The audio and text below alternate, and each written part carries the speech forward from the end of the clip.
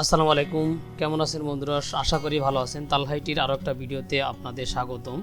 আজকের এই ভিডিওটায় আমরা দেখাবো যে গুচ্ছ বিশ্ববিদ্যালয় অথবা জিএসটি যেটাকে বলি আমরা, সেইটার আবেদনটা আপনি কিভাবে অনলাইনের মাধ্যমে করতে পারেন, পেমেন্ট কিভাবে করতে পারেন, তাছাড়া আপনি আপনার ছবিটা কিভাবে আপনি আপলোড করবেন, সেগুলো নিয়ে বিস্তারিত আলোচনা করব আমাদের আজকের এই ভিডিওতে।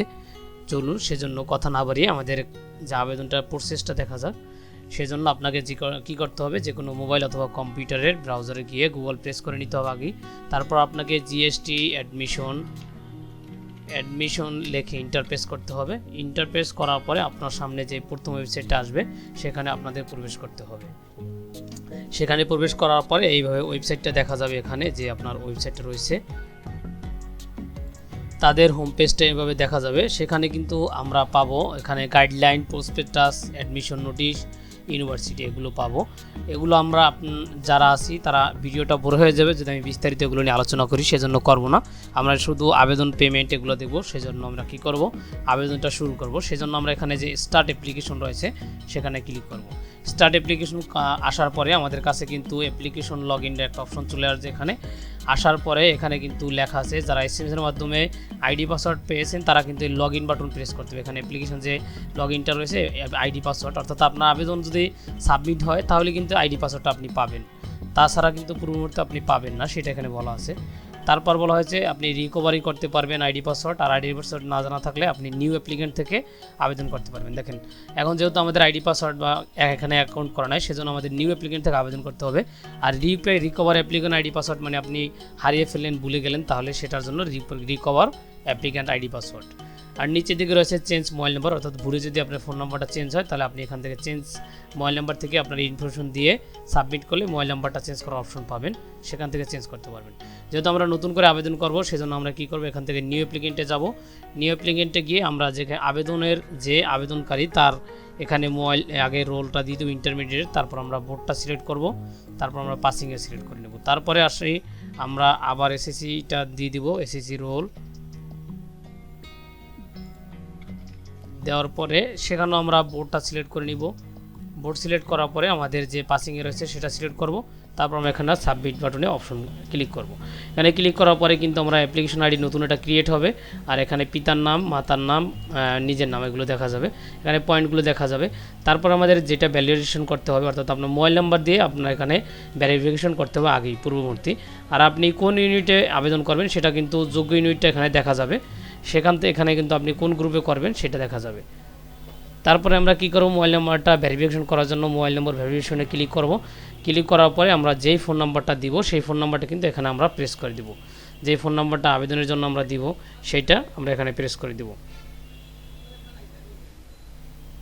ফোন নাম্বারটা দেওয়ার পরে আমরা এখানে সাবমিট বাটনে যদি ক্লিক করি তাহলে কি হবে, যে ফোন নাম্বারটা রয়েছে এই ফোন নাম্বারে কিন্তু আমাদের এসএমএস চলে যাবে। এসএমএস চলে যাওয়ার সাথে সাথে কিন্তু আমাদের কি করতে হবে, এই নাম্বারটা যে ওটিপি আছে সেটা কিন্তু আমাদের নিয়ে নিতে হবে, যে মোবাইলে যাবে সেটা। আমরা একটু যদি সাবমিটে ক্লিক করি, দেখেন এখানে আমাদের কাছে একটা অপশন আসবে যে 4 ডিজিট একটা ভেরিফিকেশন কোড পাঠানো হবে, সেটা দেওয়ার জন্য সেটা আমরা নিয়ে নিব। এখানে আমরা কোডটা পাঠিয়ে দিলাম, দেখেন এখানে কোডটা পাঠাইলাম, তাহলে কিন্তু আমাদের এখানে সময় উঠছে যে 5 মিনিটের মধ্যে এখানে কোডটা আমাদের বসাতে হবে। তারপর আমরা কোডটা বসানোর পরে এখানে যে ভেরিফাই অপশন রয়েছে সেখানে ক্লিক করব। সেখানে ক্লিক করার পরে কিন্তু আমাদের আবেদনটা হয়ে যাবে। তারপরে এখানে আবেদনটার পরে এখানে আছে যে দেখেন নট অ্যাপ্লাইড অবস্থা আমার স্ট্যাটাসটা রয়েছে, সেখানে আমরা অ্যাপ্লাই বাটন করে আমাদের অ্যাপ্লাই করতে হবে। এখানে অ্যাপ্লাই বাটনে ক্লিক করব। ক্লিক করার পরে কিন্তু আমাদের পরবর্তী ধাপ আসবে, সেটা হতো আপলোড ফটো, অর্থাৎ এখানে ছবিটা কিন্তু আপনাকে 300 বাই 300 পিক্সেল করে নিতে হবে পূর্ব মুহূর্তে। আমি আমার যে ছবিটা আপলোড করব সেটা 300 আগে করে নিয়েছি। সেটা দেখার জন্য আপনি পিকচারে গিয়ে ডিটেলসে চলে যাবেন, তাহলে কিন্তু আপনি যে আপনার ছবিটার ডিটেলস যে রয়েছে সেটা যদি প্রপার্টিসে গিয়ে আমি ডিটেলসে যাই তাহলে কিন্তু আমরা 300 পিক্সেল এখানে দেখতে পাচ্ছি যে ওয়েট হাইট 300। এইটা কীভাবে করবেন সেইটা, এই ছবিটা আপনি অনলাইনের মাধ্যমে কীভাবে 300 পিক্সেল করতে পারেন সেটা ভিডিও আমার ডিসক্রিপশনে দেওয়া থাকবে, সেখান থেকে করে নিতে পারেন যদি আপনি কোনো ফটোশপ বা অন্য কিছুতে না পারেন তাহলে। তারপর আমরা কি করব, এখান থেকে আমাদের যে আপলোড চেঞ্জ ফটো রয়েছে সেখানে ক্লিক করব। ক্লিক করার পরে আমাদের ডেস্কটপ থেকে আমাদের যেখানে ছবিটা রয়েছে সেটা আমরা সিলেক্ট করে ওপেন বাটনে প্রেস করব। ওপেন বাটনে প্রেস করার সাথে সাথে ছবিটা এখানে প্রিভিউ হবে। প্রিভিউ হওয়ার পরে ছবিটা ঠিক থাকার পরে সাকসেসফুল হওয়ার পরে আমাদের কি করতে হবে, এখান থেকে যে একটা এই নেক্সট অপশন যে রয়েছে সেখানে ক্লিক করতে হবে।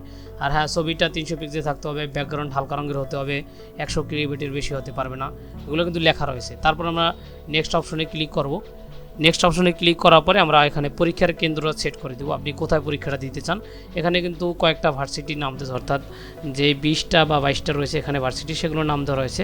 আপনার কাছাকাছি যেটা সেটা আপনি এখান থেকে সিলেক্ট করবেন। যেহেতু আমরা ঢাকা জগন্নাথ, এটা আমাদের কাছাকাছি, সেটা আমরা সিলেক্ট করে নিলাম পরীক্ষা কেন্দ্রের জন্য। এটা কিন্তু কোনোভাবে আর চেঞ্জ করতে পারবেন না আবেদনের পরবর্তী ধাপে।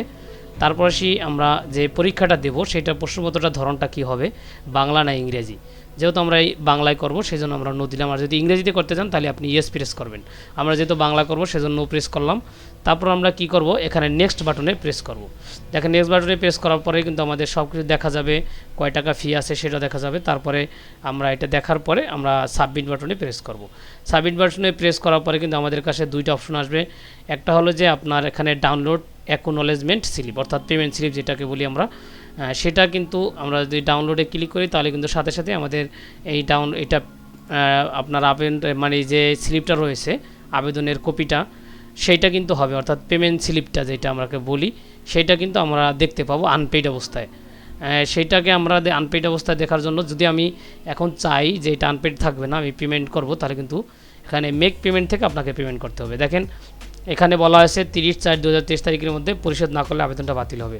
অর্থাৎ আপনার কিন্তু আবেদন হয়ে গেছে, এখন ইউজার আইডি পাসওয়ার্ড আপনার ফোনে চলে যাবে সাথে সাথেই, সাবমিট হওয়ার সাথে সাথে। কিন্তু আপনি চাইলে 30 তারিখের আগে কিন্তু পেমেন্টটা করতে হবে, না করলে কিন্তু আপনার আবেদনটা বাতিল হবে। যেহেতু আমরা যে আবেদনটা ওপেন করলাম দেখি, এটার জন্য কিন্তু আমরা এখানে লেখা রয়েছে আনপেইড, পে বাই 30/4/2023। এটা কিন্তু আমরা যদি পেমেন্ট করি তাহলে কিন্তু লেখা থাকবে না, যেটা দিয়ে পেমেন্ট করব সেটা কিন্তু এখানে লেখা থাকবে। সেটার জন্য আমরা কী করবো, এখন পেমেন্ট করব। পেমেন্ট করার জন্য আমরা মেক পেমেন্টে চলে যাব। মেক পেমেন্টে যাওয়ার পরে আমাদের কিছুক্ষণ সময় নেবে, নেওয়ার পরে আপনি এখানে 3টা অপশন পাবেন, card, mobile banking, net banking. আপনি 3টার যে কোনো একটা দিয়ে পারবেন। আমরা মোবাইল ব্যাঙ্কিং দিয়ে করবো, সেজন্য মোবাইল ব্যাঙ্কিংতে গেলাম। সেখান থেকে আপনি বিকাশ, রকেট, নগদ, সেল, তারপর মাই ক্যাশ, এগুলো মানে অনেক কিছু পাবেন। আপনার যেটা আছে সেটা দিয়ে আপনি পেমেন্ট করতে পারবেন। এখানে আমি যেহেতু বিকাশ থেকে করব সেহেতু বিকাশে ক্লিক করলাম, তারপরে আমরা পে অপশন যে রয়েছে সেখানে ক্লিক করব। আমাদের কিন্তু এই পেমেন্টের পূর্ব মুহূর্তে 1530 টাকা আর হলো 61 পয়সা আমাদের বিকাশ যে নম্বরটা রয়েছে সেখানে থাকতে হবে। তারপর আমরা বিকাশ নাম্বার দিয়ে দিব। দেওয়ার পরে আমরা কনফার্ম বাটনে প্রেস করব। কনফার্ম বাটনে প্রেস করার সাথে সাথে আমাদের যে বিকাশ নম্বর রয়েছে সেখানে একটা কোড চলে যাবে। আমাদের যে কোডটা চলে আসবে সেটা কিন্তু আমাদের এখানে যে এইটা ওটিপিটা রয়েছে সেটা কিন্তু আমাদের এখানে দিয়ে দিতে হবে। দেওয়ার পরে আমরা আবার কনফার্ম বাটনে প্রেস করব। তারপরে আমাদের যে বিকাশে পিনটা রয়েছে সেটা কিন্তু আমরা দিয়ে দেব। দেওয়ার পরে আমরা কনফার্ম বাটনে প্রেস করব। প্রেস করার সাথে সাথে কিন্তু আমাদের যে পেমেন্ট স্লিপটা রয়েছে সেটা কিন্তু রেডি হয়ে যাবে। আমরা একটু অপেক্ষা করি। পেমেন্ট হওয়ার পরে কিন্তু আমাদের সামনে এভাবে পেইড একটা অপশন চলে আসবে এবং এখান থেকে থাকবে ডাউনলোড অ্যাকনোলেজমেন্ট স্লিপ। সেটা যদি এখন আমরা ডাউনলোড করি তাহলে কিন্তু আমরা দেখতে পাবো যে এটা পেইড হয়ে গেছে। আমরা যদি একটু ওপেন করি, ওপেন করলে দেখতে পাবো যে আমাদের এটা পেইড হয়ে গেছে। দেখেন তো ওপেন করছি আমি, ওপেন করার সাথে লেখা রয়েছে পেইড বাই বিকাশ, অর্থাৎ আপনি যেটা দিয়ে পেমেন্ট করবেন সেটা কিন্তু এখানে লেখা থাকবে, আপনি যেই পেমেন্ট মেথডের মাধ্যমে পেমেন্টটা করবেন।